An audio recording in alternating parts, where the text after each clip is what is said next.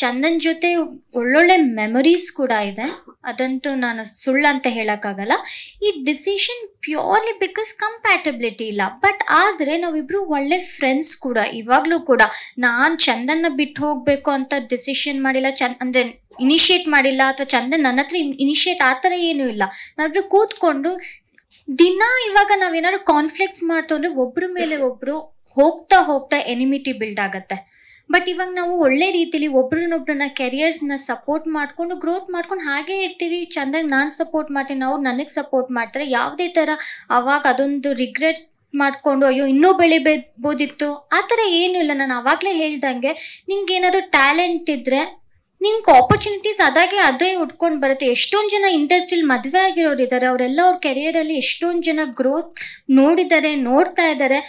ಮದುವೆ ಆಗಿದ್ದು ಬಿಡೋದು ಬಿಟ್ಟನೆ ಸಿಂಗಲ್ ಆಗಿದ್ರೇನೆ ಕೆರಿಯರ್ ಗ್ರೋತ್, ಅದೆಲ್ಲ ನಾನು ಅದನ್ನ ನಂಬಲ್ಲ. ಸೊ ನಾವಿಬ್ರು ಏನ್ ಡಿಸಿಷನ್ ತಗೊಂಡಿದ್ದೀವಿ ಅದ್ರ ಮೇಲೆ ಯಾವ್ದು ಆ ಡಿಸಿಷನ್ ಅವತ್ತಾಗಿದ್ದು ಏನು ರಿಗ್ರೆಟ್ ಇಲ್ಲ, ಇದು ಕೂಡ ಏನು ರಿಗ್ರೆಟ್ ಮಾಡ್ತಿಲ್ಲ. ಏನು ಪ್ರಾಬಬ್ಲಿ ಏನು ಒಬ್ರಿಗೊಬ್ರು ಜಗಳ ಮಾಡ್ಕೊಂಡು ಹೋಗಿದ್ದ ಇದ್ರೆ ಆತರ ಏನೂ ಆಗಿಲ್ಲ. ಅದಕ್ಕೆ ನೀವು ಅಂತಿದ್ದೀರ ನಂಗೆ ಹೆಂಗೆ ನೀವು ಖುಷಿಯಾಗಿ ಹೋದ್ರಿ ಅಂದ್ರೆ, ಯಾಕಂದ್ರೆ ನಾವು ಅಷ್ಟು ಅಂಡರ್ಸ್ಟ್ಯಾಂಡಿಂಗ್ ಬಂದಿದೆ, ನಾವು ಅಷ್ಟು ಮೆಚ್ಯೂರ್ ಆಗಿ ಡಿಸಿಷನ್ ತಗೊಂಡಿದ್ದೀವಿ. ಪ್ರಾಬಬ್ಲಿ ಅದಕ್ಕೇನೆ ನಾವು ಹಾಗೆ ಹೋಗಿರ್ಬೋದು. ಸರ್ ಏನ್ ಗೊತ್ತಾ, ಎಷ್ಟೊಂದ್ ಜನ ಕಪಲ್ಸ್ ಅವ್ರ ಲೈಫ್ ಅವ್ರವ್ರಿಗೆ ಗೊತ್ತಿರತ್ತೆ ಹೇಗಿರತ್ತೆ ಅಂತ. ನಾವ್ ಯಾರಿಗೂ ನೀವು ಡಿವೋರ್ಸ್ ತಗೊಳ್ಳಿ, ಫ್ರೆಂಡ್ಲಿ ಆಗಿ ಡಿವೋರ್ಸ್ ಕೊಡಿ ಅಂತ ಎಲ್ಲೂ ಮೆಸೇಜ್ ಕೊಡ್ತಾ ಇಲ್ಲ, ಅಥವಾ ನಮ್ ಇಂಟೆನ್ಷನ್ ಕೂಡ ಅದಲ್ಲ. ಇವಾಗ ಅವ್ರ ಲೈಫ್ ನ ಸಾಲ್ವ್ ಮಾಡ್ಕೊಂಡು ಅವ್ರು ಮುಂದೆ ಹೋಗ್ಬೋದು ಅಂದ್ರೆ ಅದು ಅವ್ರ ಮೇಲೆ ಡಿಪೆಂಡ್ ಆಗಿರುತ್ತೆ. ಅವ್ರ ಲೈಫ್ ನ ಹೇಗ್ ತಗೊಂಡ್ ಹೋಗ್ತಾರೆ ಅದು ಅವ್ರ ಇಂಡಿವಿಜುವಲ್ ಥಿಂಕಿಂಗ್.